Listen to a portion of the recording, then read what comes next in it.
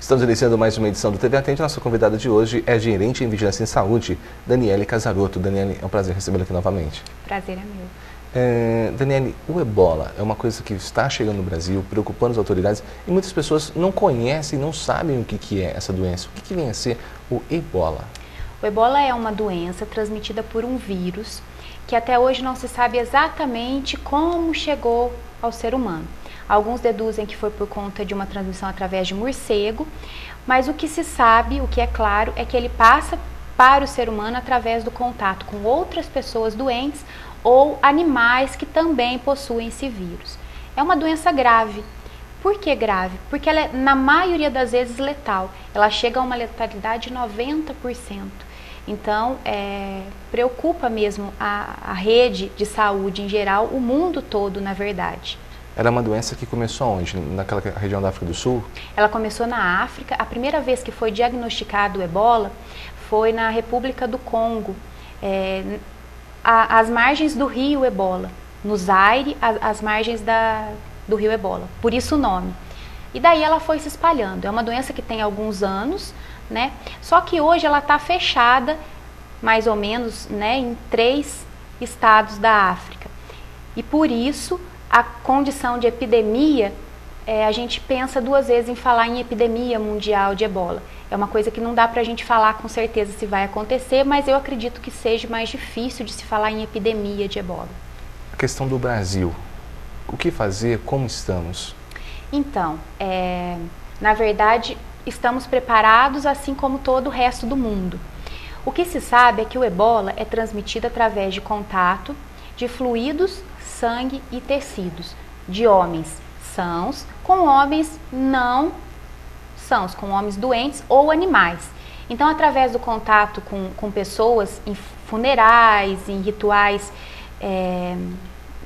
preparação de corpo para funeral, essa doença acaba passando muito. Uma outra forma de contágio, através da alimentação e manipulação de tecidos de animais doentes, chimpanzé, porco-espinho, morcego gigante, gorila, também uma outra forma. E a terceira forma, o contato através da assistência de cuidado do profissional, né, do médico, do enfermeiro, da saúde com o paciente doente. Então, por isso eu acredito que o Brasil não vai sofrer tanto, porque essas três categorias não são amplamente difundidas aqui no Brasil, né?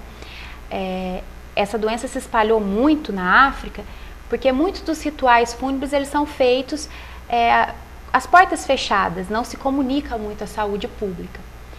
Uma outra condição importante que nos tranquiliza é que é uma doença que, apesar de não ter tratamento específico, ela precisa de suporte de vida intensivo. Então, hoje no Brasil, isso existe, coisa que na África já é mais difícil. Então, a letalidade é muito maior lá do que em países desenvolvidos ou em desenvolvimento. Mas é uma doença, assim, que a cura é muito difícil, não é? Então, a cura, ela não tem tratamento e a cura depende muito da assistência que se vai prestar a essa pessoa. Ela precisa de uma UTI, de cuidados específicos. Na África, isso é muito difícil, né? No Brasil, já existe várias localidades que isso é possível tranquilamente. O que existe hoje é um controle muito fiel de portos e aeroportos.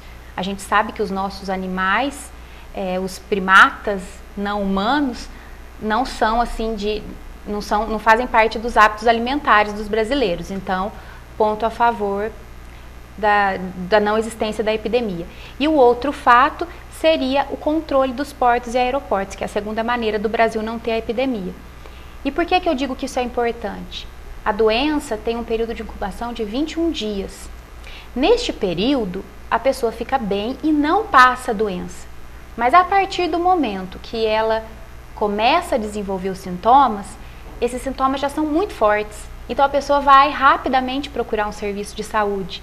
E aí, lógico, vai avisar que veio de um país onde há epidemia e os cuidados sanitários, os cuidados de manipulação com esse paciente vão ser tomados.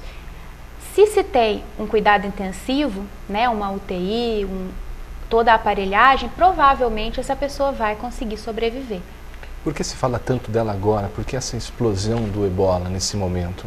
Geralmente os surtos do ebola, eles têm um começo, um meio e um fim. O que não aconteceu desta vez nesses 3 países da África, né? Então, por isso se dissipou tanto a conversa e algumas pessoas doentes acabaram entrando em outros países.